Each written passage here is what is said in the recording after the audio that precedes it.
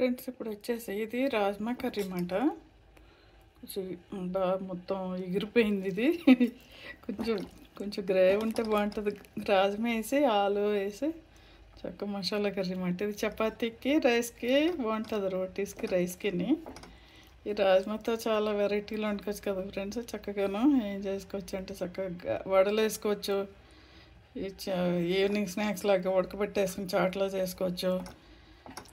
మంచి protein food, healthy food అన్నమాట. బాగుంటుంది, టేస్ట్ కూడా బాగుంటుంది. ఇవి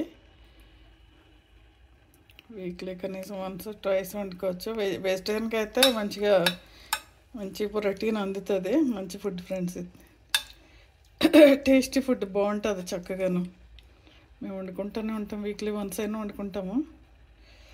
ఎక్కువ ఈ టైప్ ఫుడ్ ఎక్కువ సాటర్డే రోజు పెట్టుకుంటాము. సాటర్డే పన్నీరో లేకపోతే ఇదో మష్రూమ్ కర్రీయో ఏదో ఒకటి ఇట్లా బాగుంటుంది ఫ్రెండ్స్. చక్కగా టేస్టీగా ఉంటుంది. ఇక నెక్స్ట్ వచ్చేసి ఎగ్, మునక్కాయ, టమాటా మాట. ఇది కూడా కొంచెం ఎగిరిపోయింది. ఇంకా పులుసులా ఉంటే బాగుంటుంది ఫ్రెండ్స్. ఇది ఎగిరిపోయింది.